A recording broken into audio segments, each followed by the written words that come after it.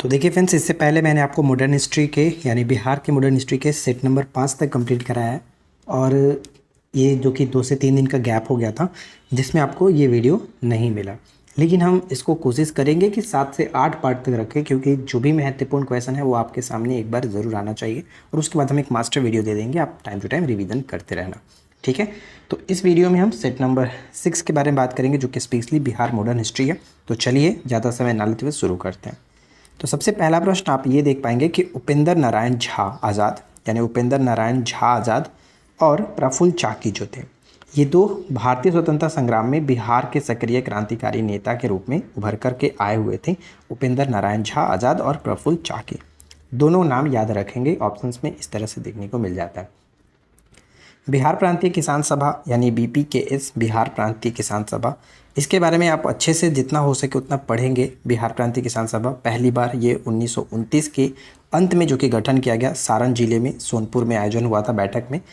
और इसके संस्थापक की बात करें तो सहजानंद सरस्वती के द्वारा इसकी स्थापना की गई थी, बिहार प्रांतीय किसान सभा 1929 में। बायकॉट और स्वदेशी आंदोलन के समर्थन में किस स्थान से गोल्डन लीग नामक संस्था की स्थापना की गई थी? बॉयकॉट और स्वदेशी आंदोलन के समर्थन में किस स्थान में गोल्डन लीग नामक संस्था की स्थापना की गई थी? तो देवघर में स्थापना की गई थी। तो जल्दी से कमेंट करके ये बताइए कि जो 1857 की क्रांति स्टार्ट हुई थी देवघर के रोहिणी से, वो कब हुआ था? वो डेट आपको मेंशन करना है, जल्दी से कमेंट करिएगा। नेक्स्ट प्रश्न आता है, बिहार में गांधी दिवस के रूप में मनाया गया, बिहार में गांधी दिवस के रूप में मनाया गया था 15 जून 1944 को, 15 जून 1944 को गांधी दिवस के रूप में मनाया गया। बिहार के क्रांतिकारी नेता खुदीराम बोस के वकील कौन थे? तो कालिदास बसु। अच्छा, क्या हुआ था कि अभी जस्ट मैंने 2 से 3 दिन पहले एक वीडियो प्रोवाइड कराया था आपको, Bihar GK special mock test का सेट नंबर 2, उसमें एक मिस्टेक से गलती हो गया था, यानी मिस्टेक हो गया था उसमें। सेट नंबर 2 के क्वेश्चन नंबर 5 आया था वो, जिसपे काफ़ी कमेंट्स आए कि खुदीराम बोस के जो वकील थे वो कालिदास बसु थे। तो ये मैंने पहले भी कराया हुआ था, लेकिन उस वीडियो में मैंने मिस्टेक से बता दिया था कोई और ऑप्शन, तेज बहादुर स्प्रू के बारे में शायद बता दिया था। तो वो थोड़ा सा आप सुधार कर लेना, एक्चुअली सही आंसर आपका यही होगा, यही है, वो मिस्टेक से हमसे हो गया था। नेक्स्ट प्रश्न आता है कि राजकुमार शुक्ल ने गांधी जी से चंपारण आने का अनुरोध किया था किस अधिवेशन में? तो ये लखनऊ अधिवेशन था, 1916 का लखनऊ अधिवेशन, तो याद रखना है। गया षड्यंत्र केस 1933 की घटना है, ये भी इंपॉर्टेंट है। गया षड्यंत्र केस 1933 की घटना है। मुजफ्फरपुर बम कांड, ये ध्यान रखिएगा, जैसे कि खुदीराम बोस का जो संबंध यहाँ पे बताया जा रहा है वो यहाँ पे याद रखना है कि मुजफ्फरपुर बम कांड जो कि 30 अप्रैल 1908 को दोषी ठहरा करके बोस को फांसी की सज़ा 11 अगस्त 1908 को हुई थी।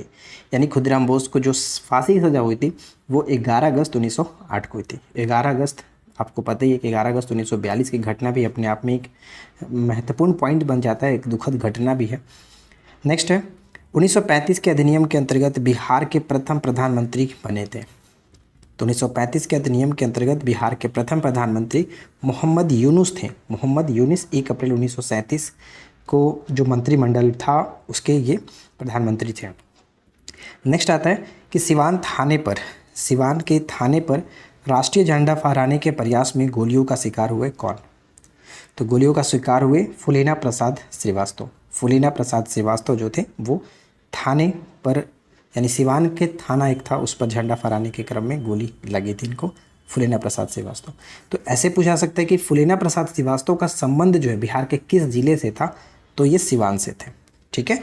बिहार में भारत छोड़ो आंदोलन के दौरान राष्ट्रीय सरकार की स्थापना कहाँ की गई थी? तो भारत छोड़ो आंदोलन के दौरान राष्ट्रीय सरकार की स्थापना अमरपुर में किया था, यानी बांका जिले के अमरपुर में किया गया था।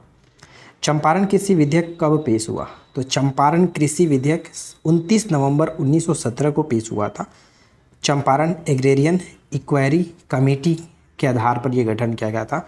1918 में अंततः विधेयक पारित किया गया और यह चंपारण कृषि अधिनियम बन गया था।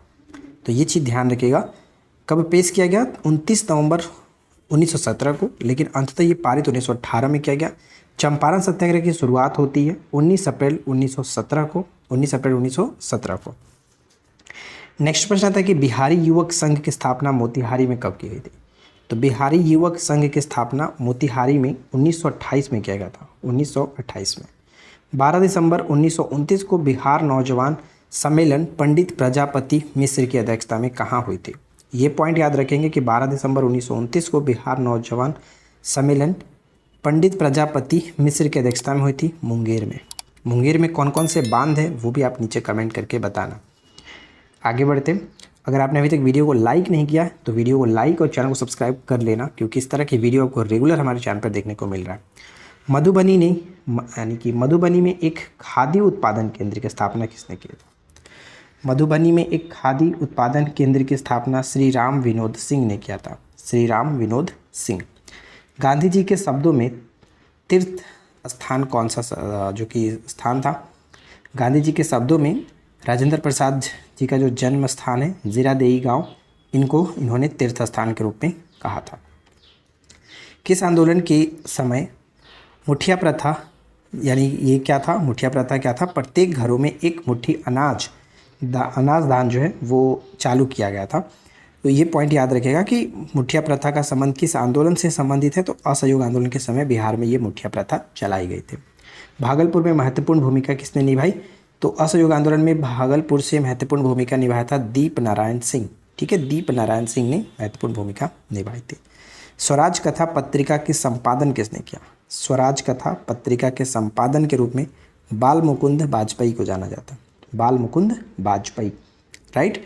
वह क्रांतिकारी पुस्तक जिसको ब्रिटिश सरकार ने प्रतिबंधित कर दिया था, वह क्रांतिकारी पुस्तक कौन सा है जिसको ब्रिटिश सरकार ने प्रतिबंधित कर दिया था? तो दशेर कथा। ये पॉइंट याद रखिएगा, इंपॉर्टेंट है। दशेर कथा जो है पुस्तक, इसको ब्रिटिश सरकार ने प्रतिबंधित कर दिया था।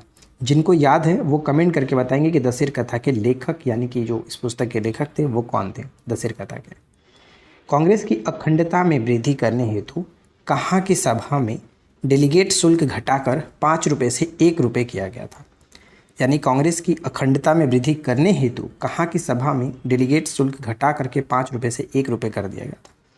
1912 के बांकीपुर जो अधिवेशन था पटना में माना जाता है, यानी कि बिहार में पहला अधिवेशन था कांग्रेस का 1912 के बांकीपुर पटना में। नेक्स्ट आता है कि अमर सिंह को गिरफ्तार किसने किया था? अमर सिंह के बारे में हम जानते हैं, वीर कुंवर सिंह जो थे उनके ये छोटे भाई थे अमर सिंह। इनकी गिरफ्तारी किसने किया था? तो महाराजा जंग बहादुर ने दिसंबर 1858 को। बिहार में सन्यासी विद्रोह का क्षेत्र कौन सा था? तो बिहार में सन्यासी विद्रोह का क्षेत्र हम जानते हैं पूर्णिया था, और ये बिहार में जो कि 1770 से 71 तक चला। बंकिम चंद्र चटर्जी जो है, बंकिम चंद्र चट्टोपाध्याय भी कह सकते हैं, इनकी जो प्रसिद्ध उपन्यास है आनंद मठ का जो कथनाक है वो इसी विद्रोह पर आधारित है। ये कई बार प्रश्न पूछा जाता है, सन्यासी विद्रोह पर आधारित है। द ग्रेट टुमल्ट नामक आंदोलन शुरू किसने किया? तो द ग्रेट टुमल्ट कहें या फिर उलगुलान विद्रोह कहा जाए, वो आपका बिरसा मुंडा ने शुरू किया था, जिन्हें धरती आबा यानी धरती आबा के नाम से पुकारा जाता था। ये पॉइंट याद रखिएगा बिरसा मुंडा को, राइट। छोटानागपुर के क्षेत्र में इन्होंने जो कि काफ़ी अंग्रेज़ों के साथ विद्रोह किया था, तो ये पॉइंट याद रखिएगा, इंपॉर्टेंट है, ठीक है, बिरसा मुंडा। नेक्स्ट आता है, अच्छा एक प्रश्न और बताइएगा कि बिरसा मुंडा जयंती कब मनाई जाती है, ये आप कमेंट करना। 14 अप्रैल 1929 को प्रथम नौजवान दिवस मनाने का ऐलान किसने किया था? 14 अप्रैल 1929 को नौजवान दिवस मनाने का ऐलान किसने किया था? तो प्रेम ज्ञान साहा, ये नाम याद रखेंगे। और नेक्स्ट पॉइंट आता है कि पटना भवानी मंदिर की स्थापना किसने की थी? तो पटना भवानी मंदिर की स्थापना भूपेंद्र नाथ दत्त ने किया था, भूपेंद्र नाथ दत्त। असहयोग आंदोलन के समय पूर्णिया के नेता कौन थे? असहयोग आंदोलन के दौरान पूर्णिया के नेता कौन थे? तो पुण्यानंद झा, मतलब नाम से मिलता जुलता है, पुण्यानंद झा, ठीक है, पुण्यानंद झा। तो आई होप कि फ्रेंड्स आप लोगों को सेट नंबर 6 अच्छा लगा होगा, वीडियो पसंद आया हो तो लाइक एंड शेयर करना, चैनल पे पहली बार है सब्सक्राइब कर लीजिए, इस तरह की रेगुलर वीडियो आपको मिलती रहेगी। साथ ही साथ पीडीएफ की बात करें तो पीडीएफ आपको हमारे एप्लीकेशन पर दिया जाता है, तो जाकर के आप एप्लीकेशन चेकआउट कर सकते हैं, वीडियो के नीचे डिस्क्रिप्शन में लिंक दिया गया। तो इस वीडियो में इतना ही, मिलते हैं नेक्स्ट वीडियो में नए टॉपिक के साथ। Thanks for watching, keep watching, keep learning, have a good day.